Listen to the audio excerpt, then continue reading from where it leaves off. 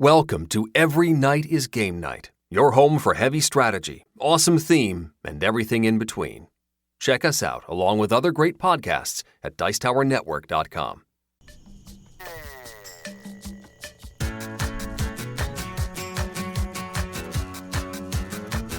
Every Night is Game Night, episode 152, Shapers of Land, Air, and Sea, and Moderating Among People Who Disagree.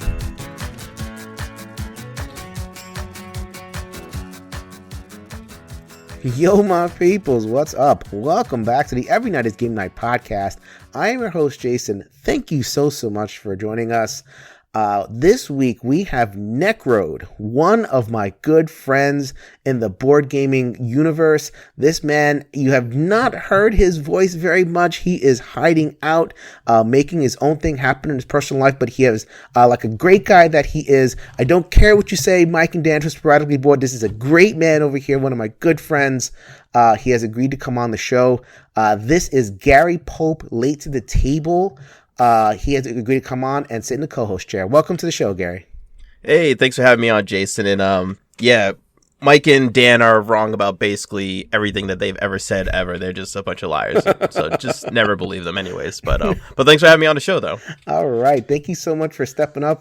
This is the run of episodes that I'm doing. I'm, offering this for the people. Everybody knows that I'm moving and making a lot happen. So literally, I texted you about 5 hours ago? Yes. Something like that? Yeah, what a guy. Yes. What a guy. Yeah, well, I also did say that I'm free anytime, and he was just like, oh, yeah, what about now? That's it. Okay. I guess we can make this work. All right. So we're going to have a couple of reviews for you. I'll tell you what those are at the end, at the other side. But the reason I wanted Gary in particular is I wanted to talk a little bit about managing people who disagree. So you go on Twitter, Facebook, and everything, and every once in a while you come up against a thread especially Reddit, oh my goodness. You come up against a thread where people just genuinely disagree. Either it's a board game related or it's, kind of wider culture, political, and that kind of stuff. And it just becomes a nightmare. And I have a lot to say about that. I'm a marriage therapist, and I do psychotherapy, but a lot of my psychotherapy is marriage therapy. So I have a lot to say. I didn't just want to sit here and just monologue. So, my friend Gary, you have some moderation experience, right there? Yeah, I actually have quite a bit. For people that don't know me, yeah, Jason's right. I'm Gary Pope from Late to the Table, dead YouTube channel, also I guess you could still kind of consider me a Dice Tower contributor, even though I haven't contributed anything in a solid year. Dice Tower emeritus. Yeah, that's a good way to put it. I'm going to steal that. But yeah, for a while now, I've been doing a lot of moderating. My background basically consists of moderating several different groups. I'm currently a moderator of the Board Game Reviewers and Media Facebook group. I'm also a moderator of the Dice Tower group. I'm also a moderator. Actually, I was a moderator for the entire board game subreddit, which currently is almost at 2 million people right now. Holy moly. Yeah, when I was a moderator for it, it was around the 1.2 to 1.5 million people, and I was super active for a while on Reddit, to the point where they just said, hey, you want to be a mod? And I was like, sure, why not? But I think I even told them, I was like, I'm not going to be moderating much, and they're just like, all right, whatever, we still need your opinion. I was like, all right, sweet. Someone's got to be there. It just can't be an empty chair there. Somebody. Yeah. Well, I gave my opinion about a lot of things, and because of my opinions, a lot of things did actually change over on that subreddit, such as skit and funny videos, etc. But anyways, that's my background of moderating stuff. So I'm not just some random guy who just has an opinion. I actually do a bit of modding. But absolutely, yeah. We get you the experts here on ENGN. Don't you worry about that. But first, before we get to all that fun, we are going to get to Liz in the Liz We Trust segment. I don't know if you know this, Gary, but every week Liz Davidson gives us some insight on a Kickstarter she is perusing. So we are going to play the Liz clip right now. Hey gamers, this is Liz Davidson from Beyond Solitaire, and I'm here to encourage your Every Night is Game Night acquisition disorder. This week I want to talk about Burgle Brothers 2, The Casino Caper, designed by Tim Fowers. The original Burgle Brothers was a hit, and this second installment is an entirely new and separate game with more intense heists as you graduate to robbing casinos. This new iteration of the game system will also include new gear, twist endings, premium components, and some very attractive art. If you liked Burgle Brothers, you will definitely enjoy Burgle Brothers 2. And if you aren't sure, the original game can be downloaded as an app, which means that you have a chance to try before you back. If you want fun, stealthy board gaming, then Burgle Brothers 2, The Casino Caper, might be worth a look for you. Happy gaming. All right. Thank you, Liz, for what I assume is another awesome Kickstarter. I never know. We record these so far ahead of time that Liz always surprises us. That's why we call the segment In Liz We Trust. We're just going to go with it. That's fitting. Listening back to the episode, she hasn't let us down yet, so thank you very much. Okay, so before we get going on the main discussion topic, I wanted to jump in with a couple of reviews. We're going to go guest first. You haven't played a lot. It's been, a little bit of a journey for you in terms of the in terms of board gaming. You are on Sporadically Board. We like to joke with Mike and Dan. I love listening to the show and those guys. You had a show about burnout, and I'd encourage you to listen, to that and talking about getting into the board gaming hobby a lot and stuff. Yep. So I know you're not playing a lot, but you have one game that shines for you, and I'm eager to hear about this. Our fans are eager to hear about this. Go ahead and talk about your favorite game that you have played in a very long time, apparently. Oh, yeah, definitely. So that game is Heroes of Land, Air, and Sea. It's by... Oh, why am I blanking on... This You gotta be kidding me. This is how rusty I am, Jason. This is the easiest part. Are you serious? Oh, wait, this is the easiest part? No, it's not. This is Gameland Games has one designer. Gameland Games. One designer. Is it Tim Flowers? No. Can't believe you. No. Oh no! You said Tim Flowers. I can't believe you. This is the worst. Oh no! This is I've never. Okay, even when I was constantly doing games and stuff like that and talking about games, I could never remember designers' names. If the designer wasn't Eric Lang, I couldn't. Scott Holmes. Thank you, but I could not remember. Scott Holmes. Oh my God. Hey, Scott Holmes. Hope you're listening to this. But anyways, Here's the Land, Air, and Sea. It's a 4X game condensed into a much shorter time. It's not like a Twilight Imperium 4, that is actually. It's not like any game like that where you're going to be playing over a whole entire day. A game of Heroes, Land, Air, and Sea can play it in roughly about 2 to 4 hours, absolutely tops. It plays anywhere from actually it does play solo, and it goes all the way up to 7 players. Now, in this game, what's really interesting is that each player is trying to get the most victory points. And the way that they get victory points is the game's a points out. You get victory points from literally doing anything. You get points from fighting people. You get points from taking territory. You get points from playing cards, doing spells, having units, building buildings. It's a points out. Everything you do gets you points. And the game ends once someone does one of 4 things, which is either you defeat another player, you build all your serfs and your warriors, which are your basic units. You build 3 towers, which towers can be built on continents, and you have to but the thing is that with your towers, you have to go on separate continents in order to build more of them. And then the 4th thing is I'm drawing in honestly a blank. Oh, it's once you reveal all of the land tiles. So essentially once you explore everything on the board. But yeah, players are basically try and get points by either fighting other players, exploring the board, or just building out their units, or just gathering points in literally any way they can. Like I said, it's a points out game. As far as I'm aware, there's no extremely strong way in order to do this except for kind of defeating other players. But that's really about a good rundown decently. So if you're the kind of person who likes games like, I would say, Comet, Lords of Hellas, which I actually don't like. I know you had Lords of Hellas as a Kickstarter. You brought it into the portal. You're playing it, and there was no joy at that table. It's like, yeah, and the worst. What are you guys doing here? Yeah, and I played it twice, and I didn't enjoy it any time. One of our friends, Andrew, he's a friend amongst us. He described the game perfectly. He said, "Okay, so we did a bunch of stuff, but I didn't feel like any of it was important."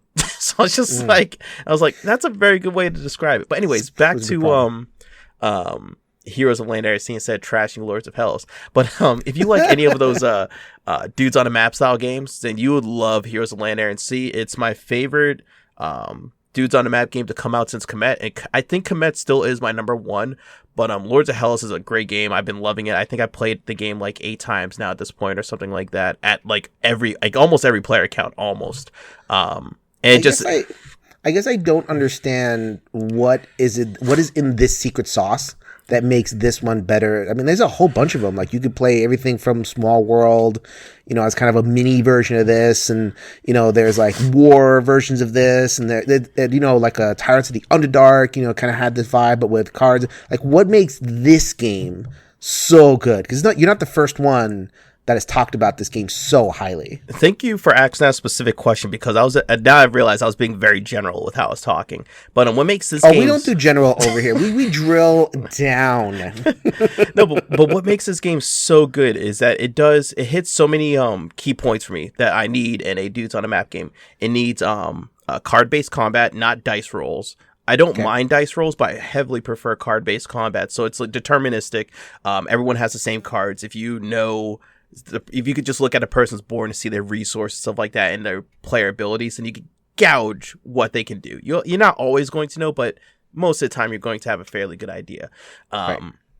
There's so many paths to victories. Like I said, it's a point salad, so it's not as straightforward as Komet is, where it's like, oh, I got to fight this guy, I got to take this territory, and then I'll win the game, or I'll do this, or I'll do that. In this game, it's like, everyone could be doing something completely different. You can have someone literally just trying to build units, and that's all they're doing all game. You can have someone trying to explore places. The last game I played, one of my friends, Larry, he was the undead, and all he was doing was his entire focus of the game was destroying other players and removing them from the game. He actually did it twice.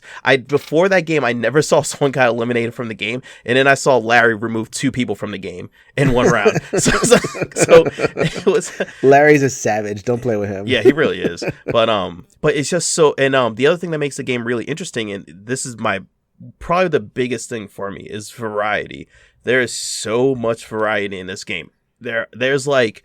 I don't know, there's like 10 races or something crazy like that, and they all play drastically different. I mean, from one of the flaws that I'll get to the flaw in the game later on, but everyone plays so differently, and it's just, and not only that, when it comes to the variety, for example, there's extra mercenaries that you could get in the game, and these mercenaries, I haven't used a single mercenary in a single game. So it's like, with all the crazy things I've been doing so far in this game, and I played like 8+ times now, no one, I don't even think even just me, but no one has touched a mercenary, and they've been on the board. So it's like, that's just waiting to be opened up at some point whenever we want to do that. But so that's the big thing. So there's so much variety. I'm never going to play a game and be like, I know the way that this game needs to be beat. Like, I know that the best way to win this game is to do this. And when I played Blood Rage, I played that game 4 times, and I figured out the best ways to win that game. And the funny thing is that I thought it was one of those things where I just felt like I was crazy, or it's just one of those things where it's just my opinion. But then I talked about, this is back when I was really active on Reddit, and I talked about it on Reddit, and everyone agreed.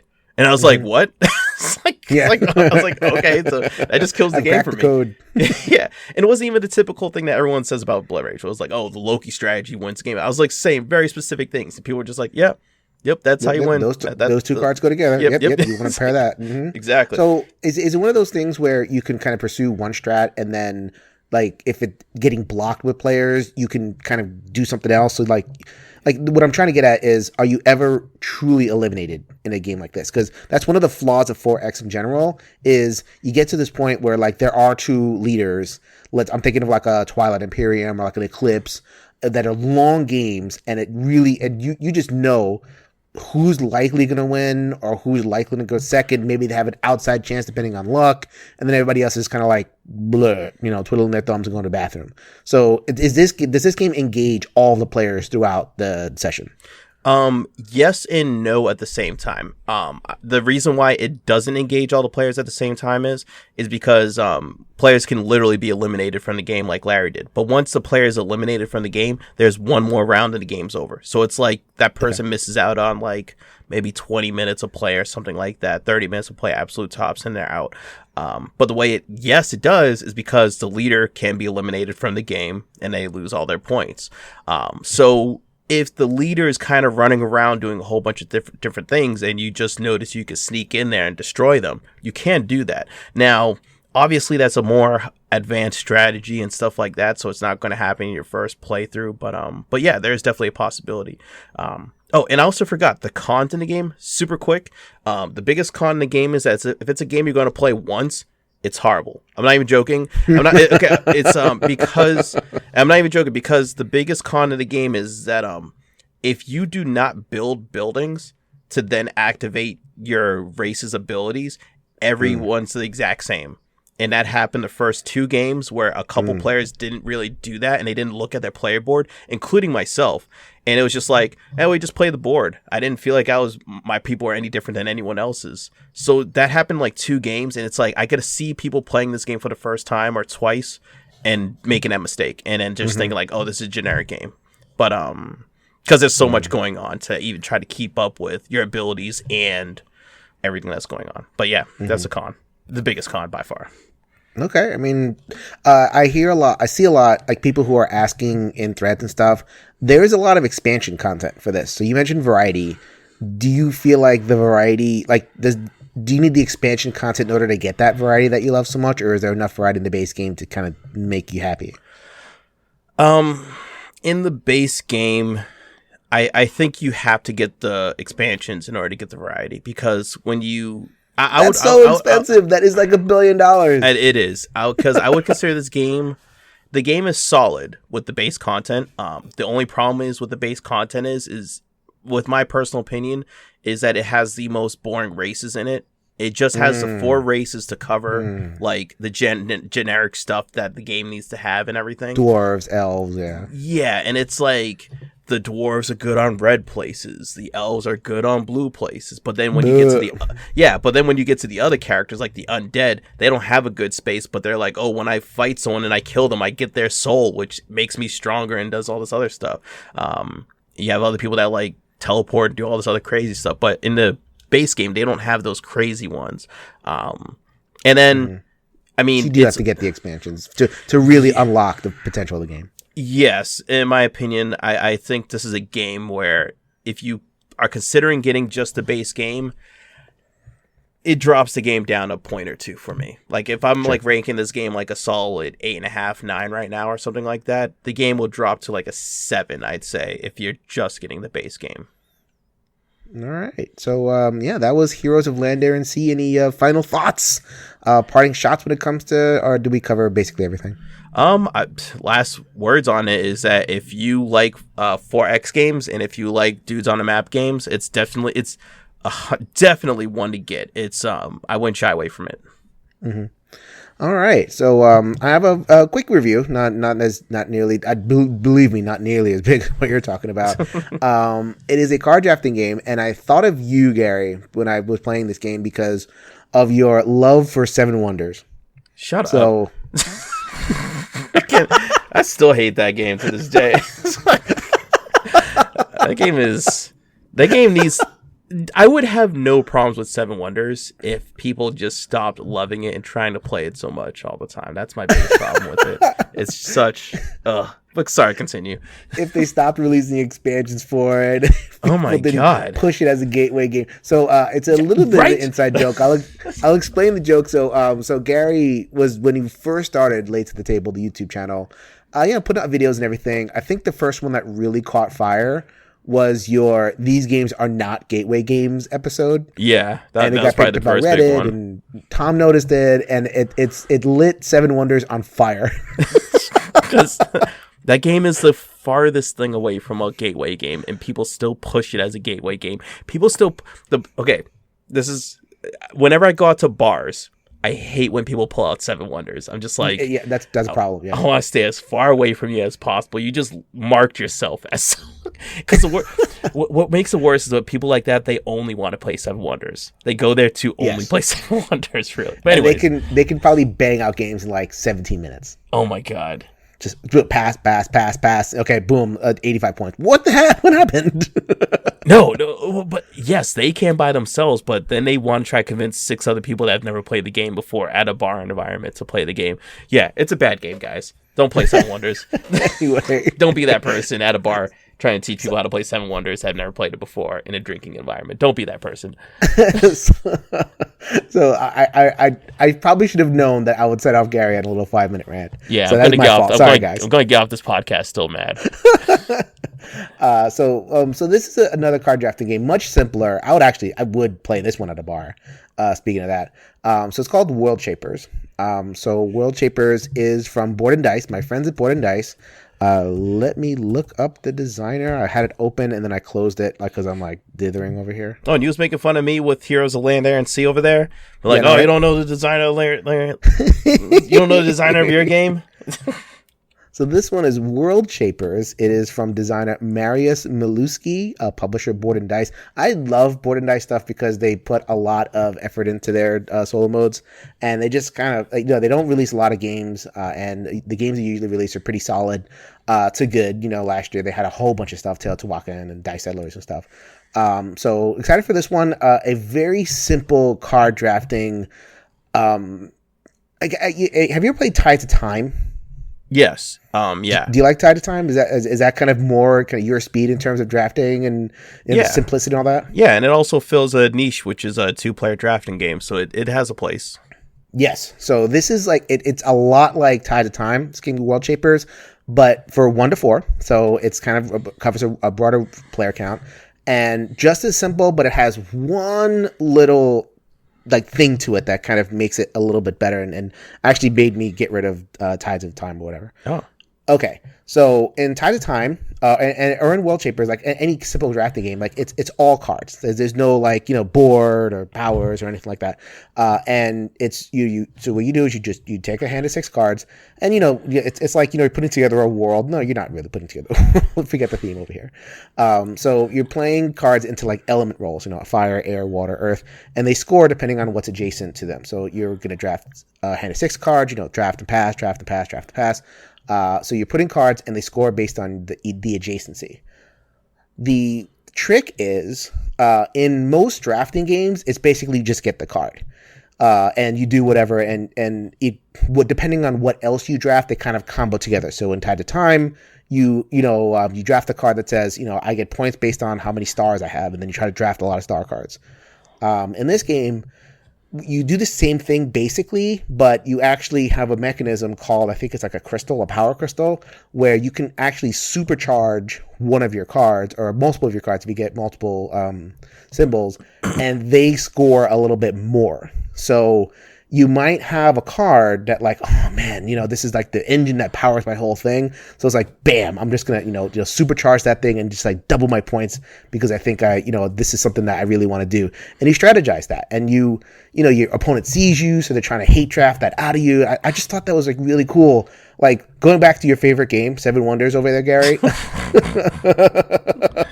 Stop trying to trigger me, man. So the guilds, the purple cards. Right? Mm-hmm. You end up with purple cards, and if they line up with your whatever you're going with, it's really satisfying. So if you're going heavy military and you get the purple card that you get points for every negative military on your opponents, then it's like, oh man, this is great. I'm going to score a whole bunch of points, and it just feels kind of satisfying. Here, you get that similar effect, but you have to you basically it's just a regular card until you decide to make it a super card. Oh, okay. I don't know, for whatever reason, that decision just brought that basic core mechanism and made it a lot better for me. I don't know. It's weird how you can like a game, but then just they tweak one thing and it goes to I really like this game. Oh, that was with me with Resistance and the tweak that they made for Secret Hitler. It's they're 95% the same game. But then all of a sudden, Secret Hitler added a deck and Hitler. So it's like, all right, now the game's completely different. But it's better. Like you're not going to go back to the original game. Yeah. So did it play well at all player counts? Yeah, I mean, it did not play well at 1. Okay. Like, no.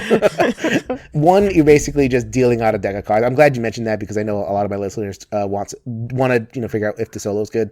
It's just basically you're running the other hand as a bot and you discard randomly. So it's like you're playing as the bad player, and that's not a solo. Yeah, that's an imaginary friend. That's not actually playing a solo mode. I think it's called the imaginary friend, actually. Are you serious? Something like that, or like the Imaginator or something. Oh my god, it's not. It's not. Games need to stop stretching like that. So it's a 2 to 4 game. It could probably handle a little bit more. I'm pretty sure there's a reason why there's only that much. I haven't played with more, but it's great at 2. Like you were saying before, a 2-player drafting game. It's actually really good at 2. Good as Side of Times, but it has that little wrinkle of I can supercharge my card that I'm building my entire strat around now. And it's like, boom, done. It feels really satisfying. Or just like, okay, I wanted this card to be good, but then you drafted all of my cards, so I'm going to supercharge that card, and like now I'm going to get my points from there. I just know, I don't know, just added that one little hair of strategy that drafting thing needed. So I can give a recommendation to World Shapers. It's funny because I'm reviewing the game and I'm looking at the page and there's like no reviews on it, so I don't know what other people think. There could be like 20 reviews saying, "Oh, this game is garbage. don't play this." Like I just know for me, I had a lot of fun. Oh well, at least we all know that you just got an unbiased opinion there. Yours wasn't shaped by anyone else's opinion or anything like that. Pure as the new driven snow over here. All right, so those are a couple of reviews. Thank you very much, Gary, for telling me about Heroes Land Sea. I do want to make some time whenever I do have time to come over and you can give it a whirl with me. Sounds like a lot of fun. All right, definitely. I'll also be dragging it to the portal all the time too and stuff. Anyway, so you'll definitely see it around sometime. All right, let me just press record right friggin' now, and I'm just going to do this again. I'm not even going to comment on it. It's going to be terrible. just record. Are you recording now? I just record and just start over. Yep, just go ahead. Oh my god, that was a good thing. We both screwed up. Exactly. All right.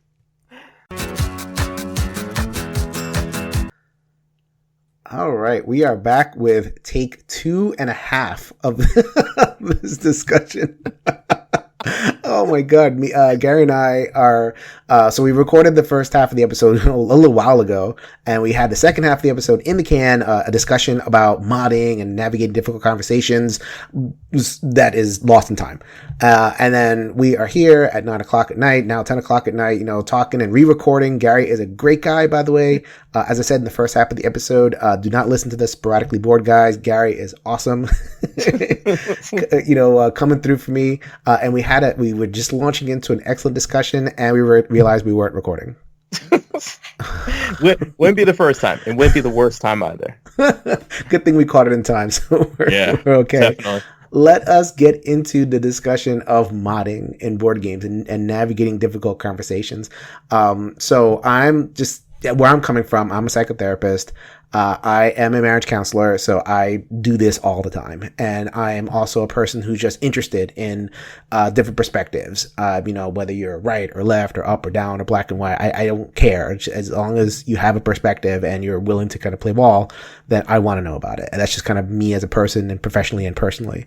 And Gary also has a very, very a deep background in terms of this modding and navigating conversations. So maybe you can talk a little bit about your experiences. Yeah, and I'm very similar to how Jason is in terms of like just wanting to hear everyone's side of things and hearing the subject at hand from all perspectives. But my background in modding is that I do a lot of modding. Not as much as I used to, but I still do a lot. On Facebook, I'm actually still mods for the Dice Towers official group. I'm also a mod for the Board Gamers and Media Reviewers group. Also, for a while, I was a moderator over on the official board game subreddit, which right now I think is at 2 million, over 2 million subscribers or something like that. That's crazy. Oh my god. Yeah. A ton of people. Well, I was a moderator for there when it was around like 900,000 to 1.4 million or something crazy like that. But But yeah, and not only that, even in my wedding photography business right now, I'm a moderator in a wedding related group where we run styled shoots like several times a month and stuff like that. But yeah, I do a lot of modding. I know how to grow them, talk, engage with people with them, and I guess you could say regulate them, which is one of the more important things we're talking about today. And we'll get back to that point. I think it's in order to be a good moderator or to participate in discussion, you kind of have to like it. Yeah. I mean, it really helps. You have to stick with it. It's very, very hard. And if you're just kind of like doing it, you're doing it out of obligation, you got thrust into your group and you're moderating stuff, it's going to be very, very difficult because this is one of the hardest things to do. So finding it in you to just really be interested in people just because they're people is going to really help a long way. So I'll get back to that. I think that's probably, I put the closer in the beginning. Oh man, I better keep on going. Are you a thriller movie?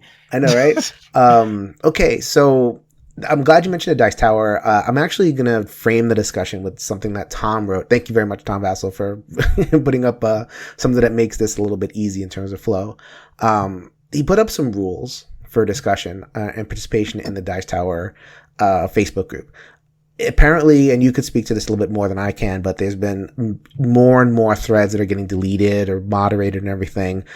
So he just kind of felt like he had to step in and, reiterate the rules. And I think there's a couple of good, interesting discussion points there.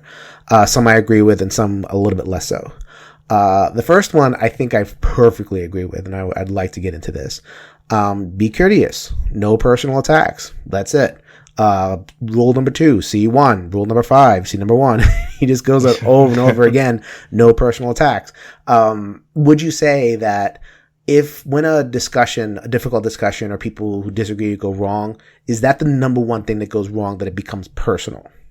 Oh yeah, easily. Like without a shadow of a doubt, that's like the first problem in most of these groups and stuff like that needs to be, it's the first thing that needs to be modded, because there's always just those situations where people will be talking about a subject, and then the second that they start making it a personal attack and something against someone else, instead of keeping it the subject at hand, and that's just when things go downhill from there, and it becomes personal attack after personal attack, and then you have those 80 long reply threads of people just talking smack to each other for like 3 days straight. It's just like those completely got derailed. But I mean, the easy solution is just as long as you keep conversations to the point where it's like people are actually going back and forth and they're talking about the subject at hand, then conversations are perfectly fine. I mean, you could talk as much trash about whatever subject you want as long as you keep it to the subject. If someone wrote a post about Dominion, and then you're sitting there saying, like, I hate Dominion, and here's all the reasons why I hate Dominion,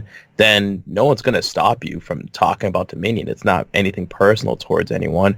I mean, maybe the most personal thing you could say in that conversation is, oh, I hate Dominion because the designer, like, murdered someone and got away with it. Okay, then fine. You can maybe talk about that one person personally, maybe a little bit to some degree. But for the most part, keeping on a subject is perfectly fine, and people just find that so hard to do. So the question is why? I mean, I'm a psychology person, and I'm into motivation. I'm into, I think Dewey put it last time, time 2.0, we had the discussion was, that people just can't help themselves sometimes. And I'm wondering why. Like, why do you feel like you can, because obviously Tom is like, C rule 1, C rule 2, C rule 1, like repeating it over and over again. It just has to get posted all over the place, and people are constantly, at any forum, there's that moment where it's like, okay, all right, here's the ground rules, no personal attacks. What do you think what's the problem there? I mean, it's just way too easy. I mean, we're dealing with a whole new world now. It's a whole new medium for us. I mean, talking on the internet is only 15, 20 years old at the most or something like that. So it's a very new sort of thing to be doing, and we still haven't gotten it down yet and figured it out 100%. But I mean, it's just way too easy. You can sit there, talk online, sometimes anonymous or whatever, and there's no repercussions for saying anything, as opposed to doing it in person and then like someone potentially punching you or something like that, or getting slapped or whatever. It's just not the case in an online forum. So it's just way too easy to go ahead and do it. But I like how some groups are doing it where their groups are so good that the punishment is actually getting booted from the groups. Like, for example, the Dice Tower. if you're like a part of that group and you're a publisher or a designer, you do not want to get kicked from that group. It's like the dumbest thing you can do to get kicked from that group. Same thing with Board Game Spotlight. It's just, I mean, even just to be an average user in Board Game Spotlight is still a big deal to get kicked out of. I mean, maybe not for everyone, but I mean, they give out a ton of free games all the time. So it'd be kind of like shooting yourself in the foot at an opportunity to get free games by just talking trash in it. It just doesn't seem worth it at the end of the day. So it's like there's groups like that can manage, and they have figured out a way, and they kind of made the group so big and so good that people want to be a part of it, and the punishment is actually big enough if they get kicked out of it. But besides that, a lot of groups don't have that. They don't like for example, the board game group, the actual board game group. Who cares if you get kicked out of that?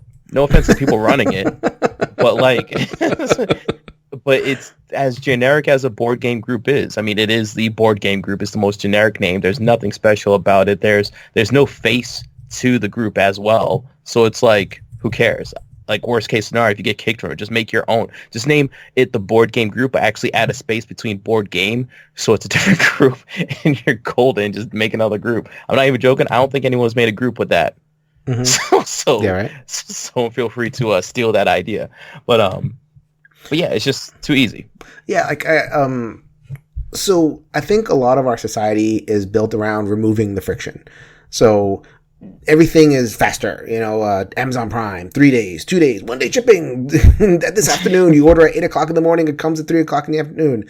And everything is instant. And I feel like the friction, things taking a little bit longer, you're gonna, like, anytime you write a letter, it's gonna be nicer than if you type it out and just hit send. It's a misunderstood side effect of how fast our culture is becoming, that we're losing the guardrails. We're almost greasing the skids of people's, emotions and whatever negative aspects are happening. So that's always a thing to watch out for. And I don't see it getting better.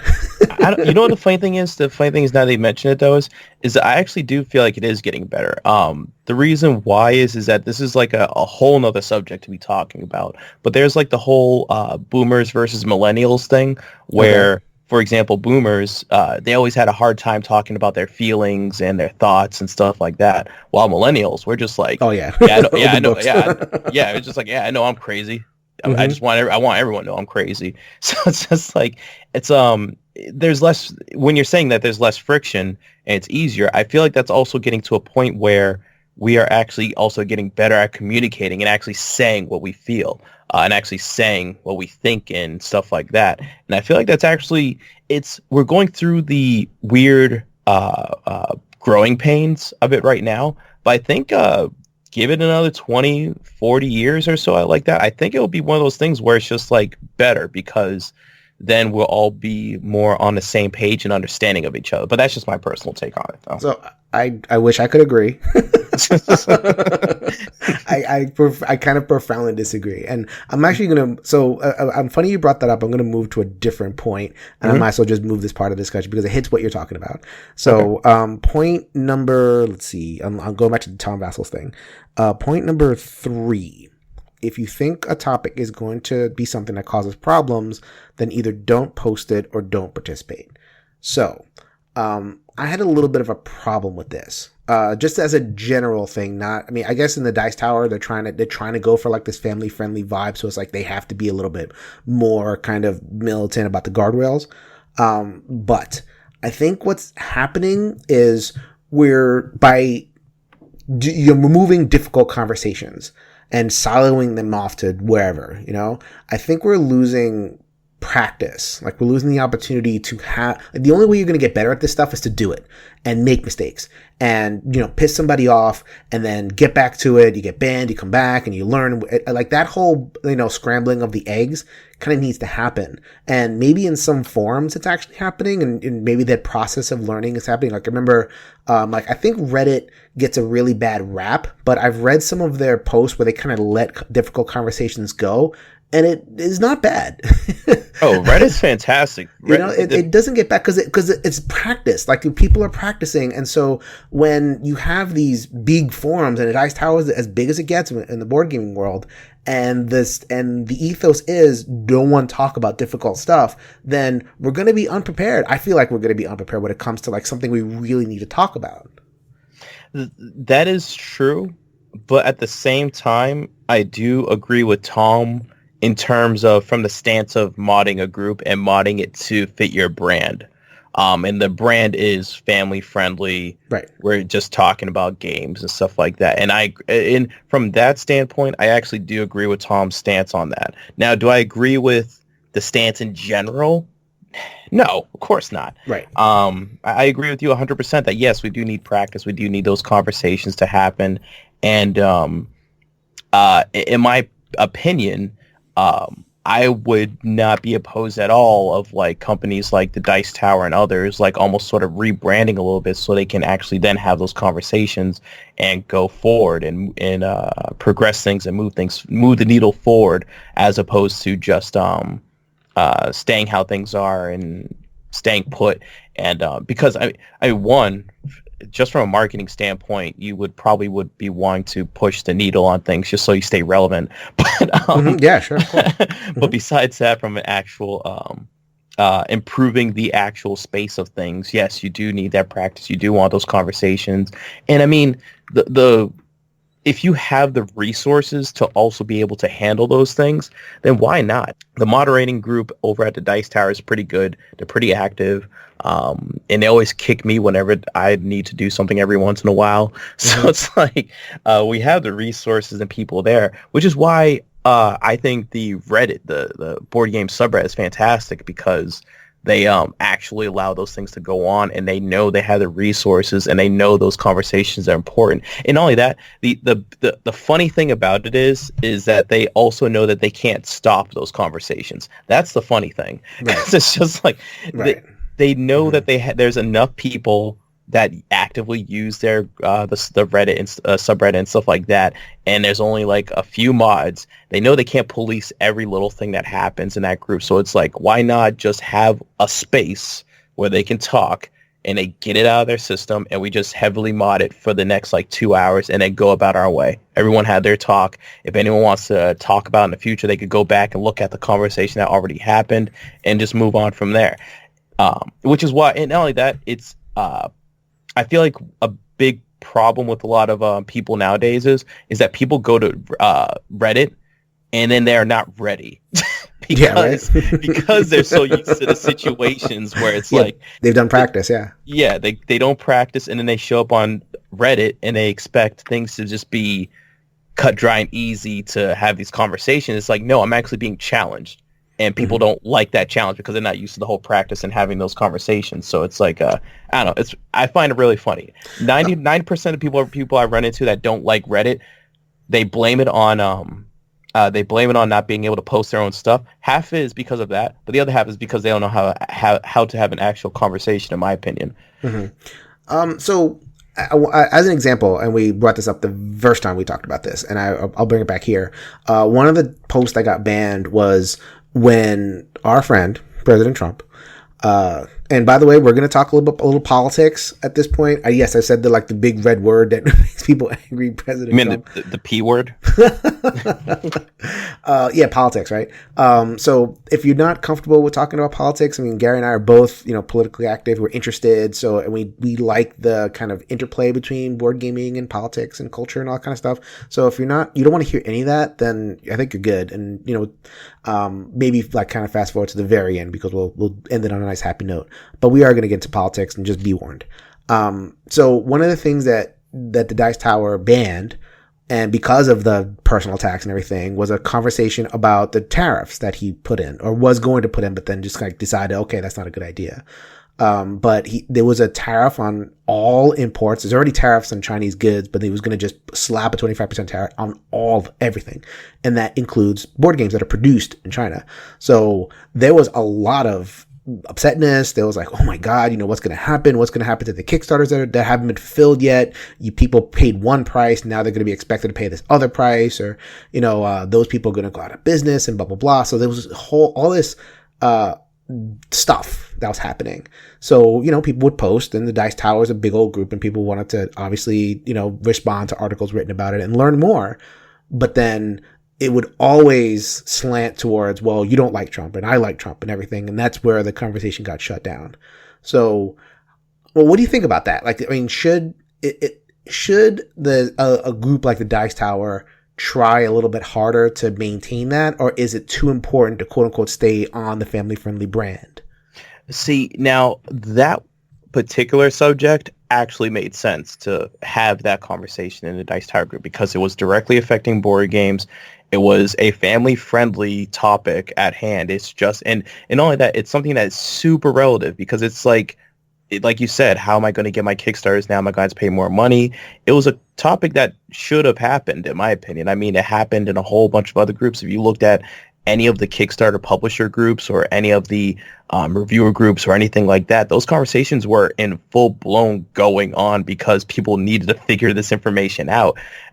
So, I mean, cutting off the Dice Tower from having that conversation with that could have been had between publishers, designers, and the consumers as well was, in my opinion, like a huge blow to it. And all it really had to do was, I mean, it sucks for the moderators, but it's just like literally say, hey, at the beginning of this conversation, we're just going to immediately kick out people that don't listen to this rule and start personally attacking people. Because if you're the kind of person who's going to start personally attacking someone over this topic right now, what we're trying to focus on, how do we get these games to people and actually have a legitimate conversation to figure out this massive problem that could be happening, then we don't want you in this group. And the Dice Tower is a big enough group where they won't care about kicking out 20, 30, 50 people even. It's not, it's a what's the saying? It's a kick in a bucket or whatever. I don't know. Drop in the bucket.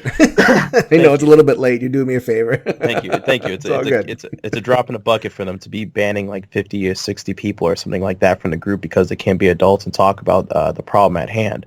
So that conversation should have most certainly have happened, and then they should have just booted anyone that didn't follow and abide by the rules, and then that person would have just been stuck without having to be able to talk in a Dice Tower group, which kind of would have sucked for a lot of people. I don't know, maybe not for some, but for others, it could have actually been a big enough repercussion to actually keep them and prevent them from commenting in such a fashion. But yeah, it's that definitely, in my opinion, out of all of the political related subjects that have happened in the past, I'd go as far as saying 5 years related to board games. That was one that should have happened. That was one that definitely should have happened in that group. I'd say, even though the group's new, the group's like not even 2 years old, right? If I'm not recall, but that was a big topic. So I mean, so obviously, like, you're on the side of that conversation should have happened, and the Dice Tower was going to say, you know what, you can't avoid it, because Trump for different reasons triggers people. I use that word, triggers, right? Yeah. And that's what we're talking about. It circles back to that question of number one, be nice, but why can't people be nice? And I think there's a couple of reasons, like kind of from a psychological perspective, like why is this idea of Trump so triggering? And a couple things. I mean, one of the things that I come back to, and I see it a lot, is whether you're on the right side or the left side of whatever debate. It could be politics, it could be culture, it could be board games. There are conservative mindsets when it comes to board games. We'll get to that in a second. I feel like, as opposed to kind of different times in history, both sides feel victimized. Both sides are kind of playing the victim role a little bit, where you have that left side that's trying to speak for, oppressed peoples and oppressed cultures, or persons of color, POCs, and, LGBT, and that they're kind of thinking about that. And so whenever a board game project kind of rubs something the wrong way, that's like, okay, stop it, take the slaves out of the 5 tribes and take this is, it was the Scramble for Africa, which is a game from GMT that was unfortunate, from a game that was made from the perspective of the colonizers that didn't deal with slavery at all. And that's one perspective that's kind of like in board gaming and the general culture. And then you have that other perspective of like, well, yeah, I mean, we're losing something here too. We're like, the games were fine, like Monopoly and Sorry and all that kind of stuff. I mean, and then you have the genesis to board gaming now. It's like, we were having fun. And then now we're racializing everything, like I can't even sit down and play a game without somebody saying persons of color and racial. And it's like, I'm just playing a game here. Why does everything have to be a race thing? So like, this is one of the most interesting things a conservative will say is, well, you're always mentioning race. Well, who's the racist? You know?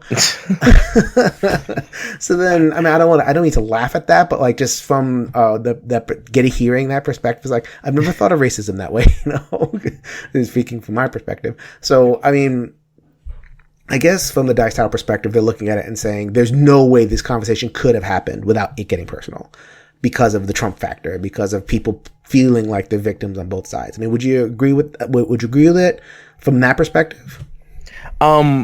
No, because like I was saying before, with heavy modding, that eventually removes that problem. If people see that and they see, oh, these people are actually getting booted from the group, these conversations are actually getting deleted, that are going down that rabbit hole and stuff like that, then people will then learn to actually not go for that. And then also future people that actually eventually do see the conversation. Let's say hypothetically it's 5 hours later, and then there's people that are jumping into the conversation now and they see nothing but actual conversations, then like, isn't that actually like a very positive outlook to see for those sort of situations where it's just like, oh, people are actually having a conversation here.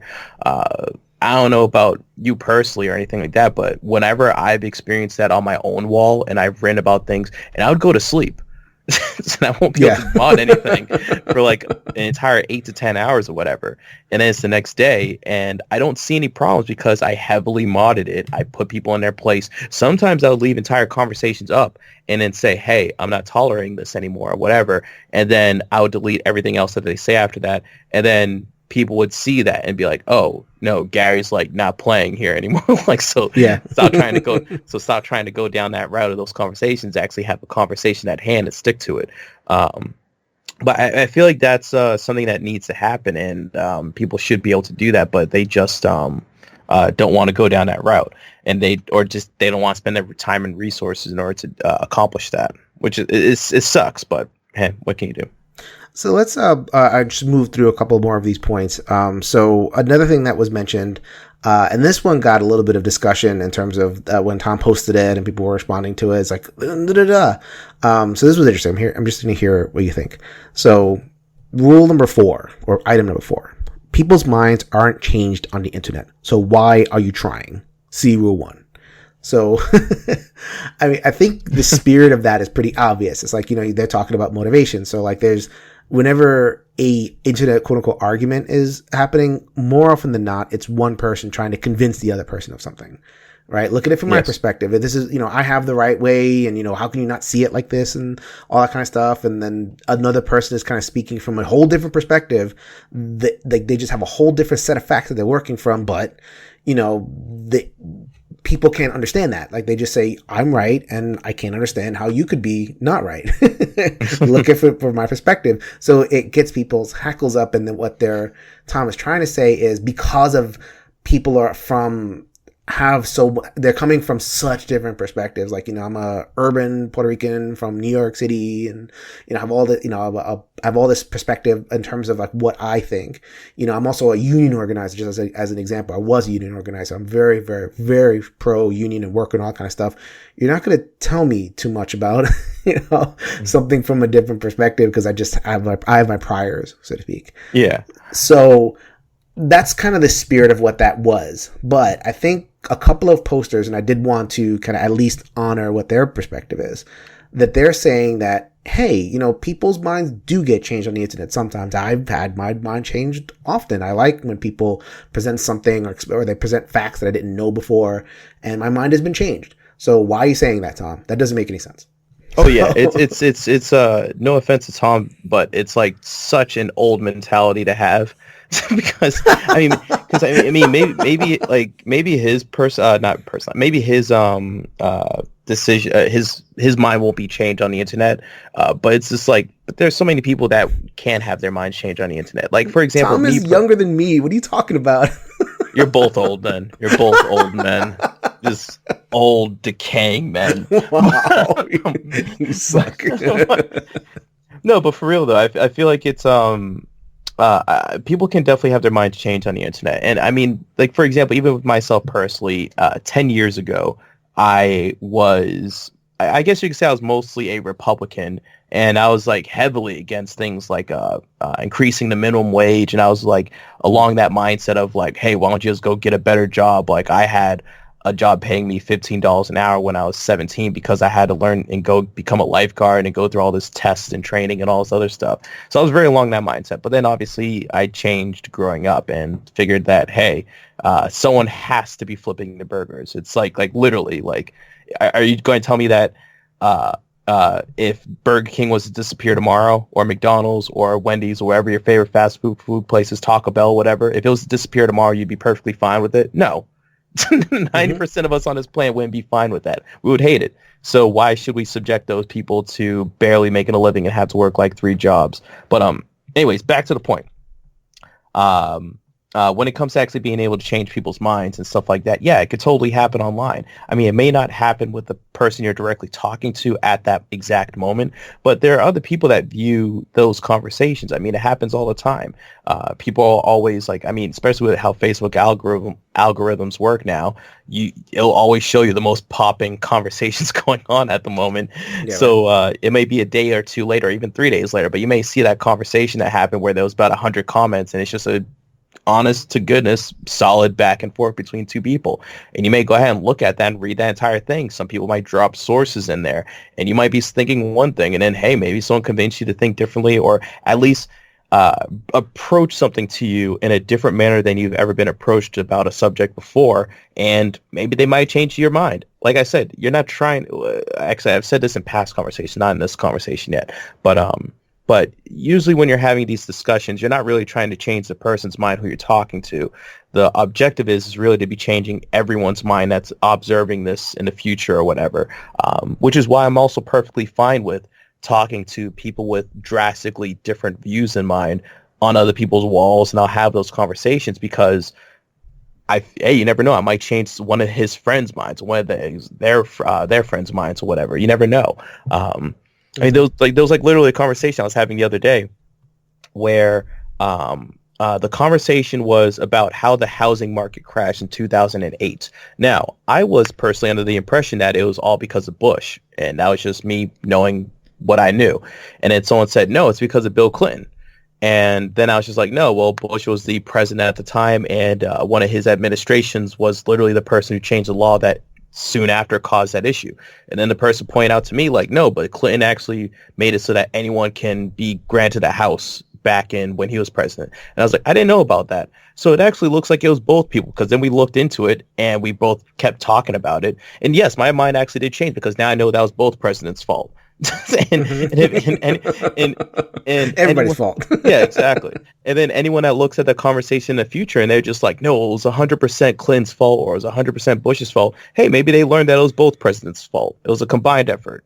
So, these things. Let me.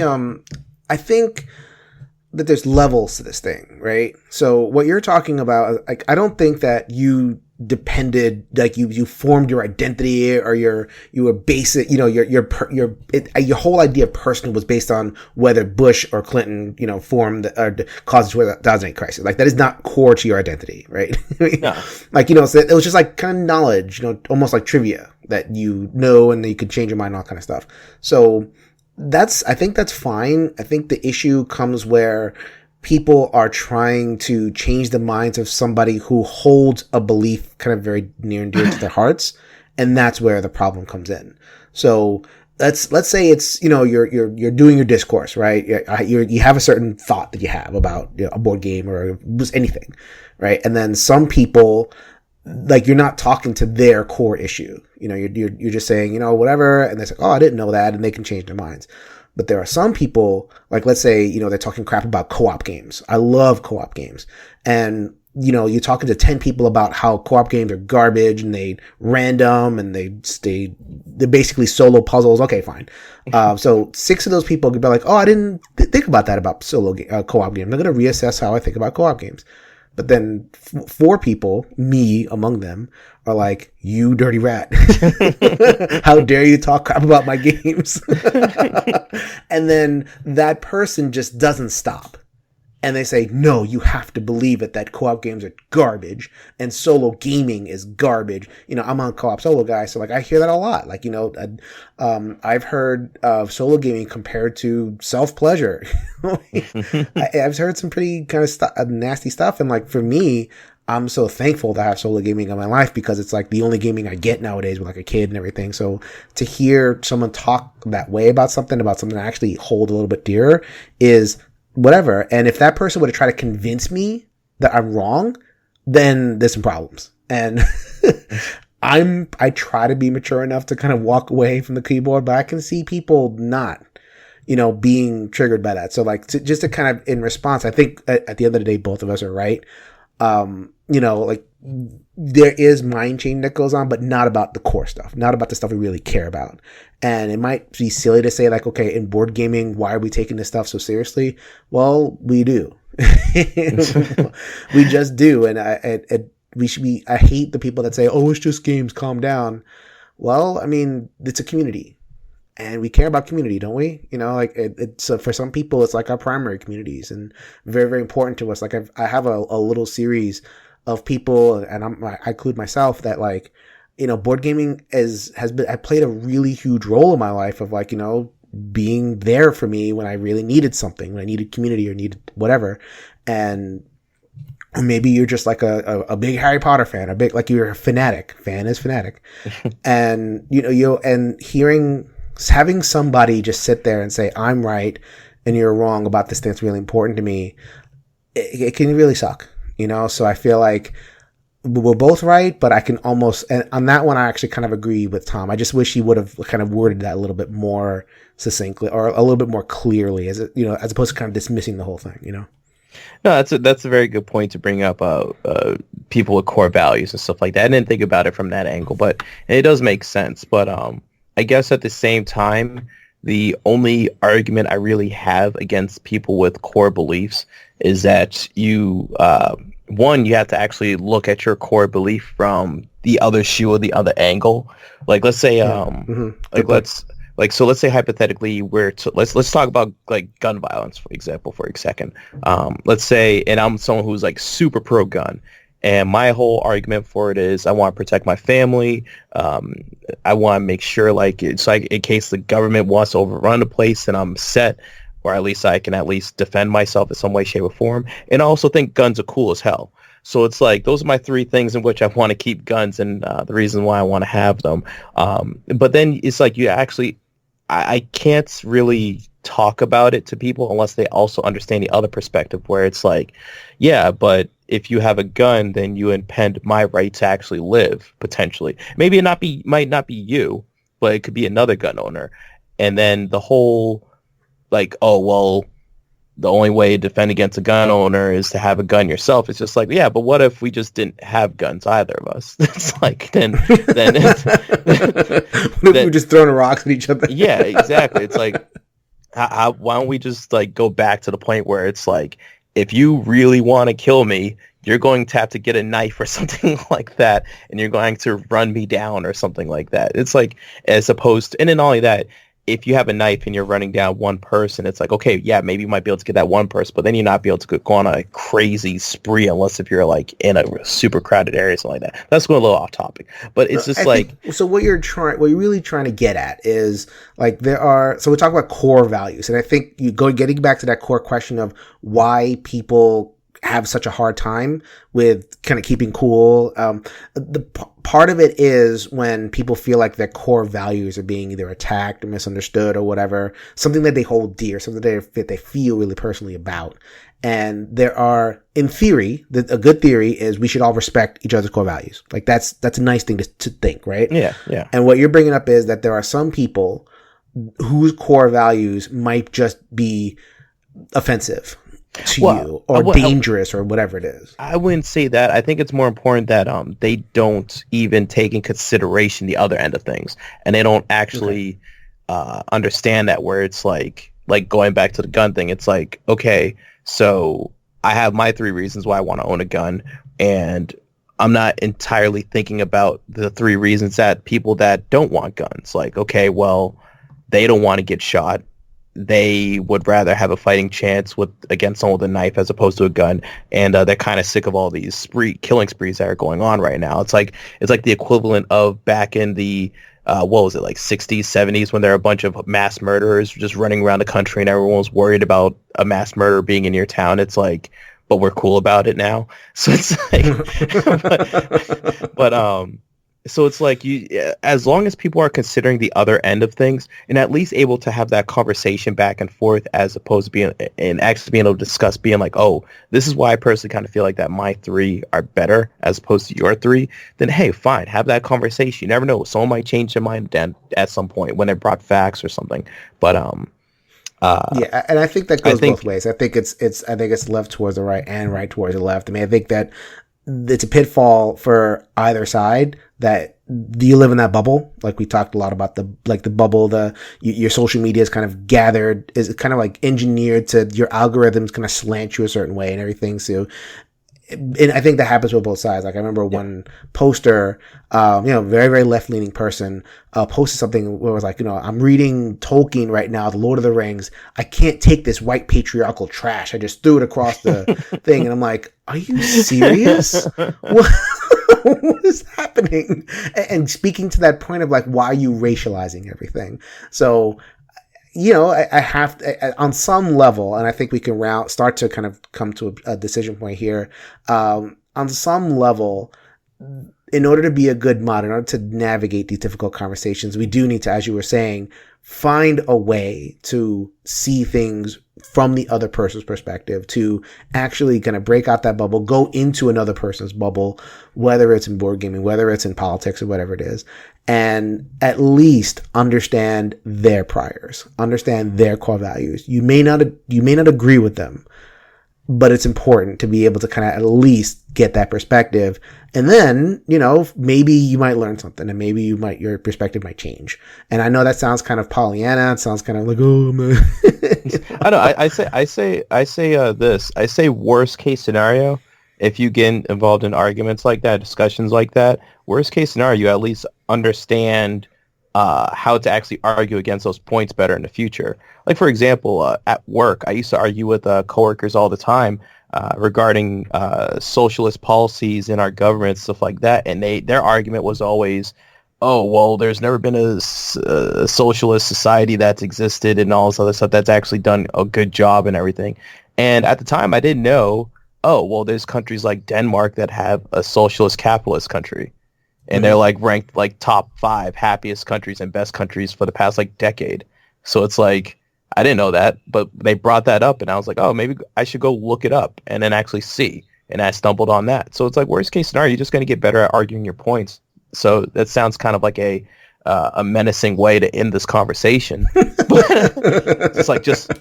But that's also practice. Just to bring it back. Yes. Yeah. I practice. Like what Alan, I would say, practice. Like, I think it's valuable to practice having these conversations, and a lot of them are going to stink.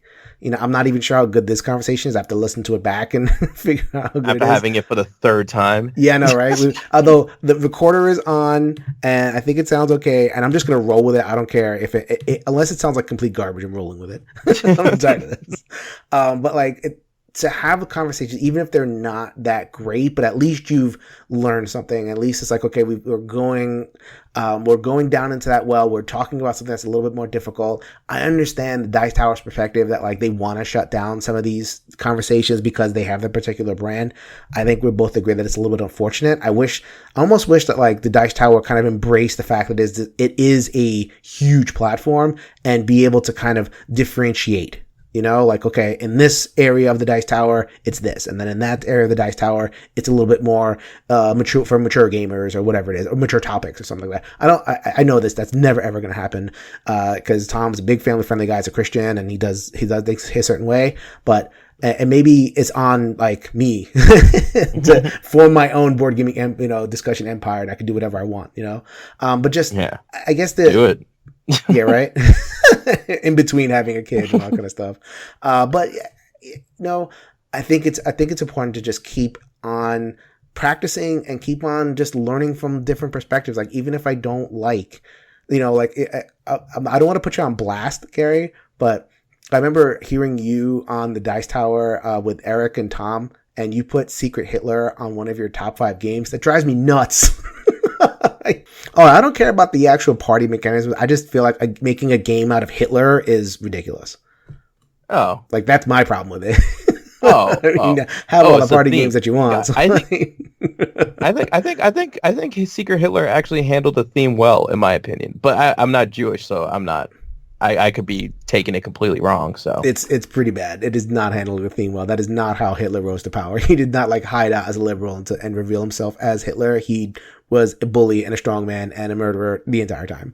So touche. But that's why I have 2 re-themes, and I got rid of my original copy because I was able to sell for like $150. Secret Sith Lord. Sith Lord, that's the one you want. Yeah, Secret Sith and Secret Sith and Secret Voldemort. Those are 2 versions I have. Yeah, so even though someone might like Secret Hitler, and I have to kind of live with that, and live with that perspective and all kind of thing. Like it's hard to. I don't want to shut that off, even if some things are offensive to me or some things are wrong to me. I don't want to shut it off. I want to keep on learning because it's person, and the person has a perspective, and I may not agree with it. It doesn't matter. Like I feel like just is it incumbent upon me as a content creator, as someone who wants to be as inclusive as possible, to try. And I think you feel the same way. I see your modding and your the way you run your personal blog and everything. Like I feel like you really are a person that is motivated to understand different perspectives as well. Oh yeah, definitely. It's not understanding different perspectives. It's just like the easiest way to just become ignorant in a whole bunch of subjects, and then 2. It's not really going to push the needle or change anyone's mind or change anything that's going on. I mean, if you're just going to keep talking to the same people that agree with you, then great. You're not going to be recruiting anyone. I mean, if anything, you might just find other people that agree with you, but that's not really recruit. That's just finding other people. That's not actually making a difference or changing anything as fast. If you even put it down to basic numbers, if you change the mind of someone that disagrees with you, then you change the minds. That's a difference of 2, as opposed to just finding another person, which is a difference of 1. So, I don't know. That's how I like to think of it. All right, my friend Gary, go back to editing your Harry Potter marriage things, and I know you're not that active on in the board gaming sphere anymore. I know you're way more active before, but if somebody wanted to reach out to you, how could they find you? If they want to find me, they can go ahead and send me a tweet. I'm still a little bit active on my board game Twitter, which is late to official LTTT. That's 3 T's. If you just look up late to the table, then you should probably find me anyways. But that's on Twitter. Feel free to add me on Facebook. I don't care. It's Gary Bear Pope.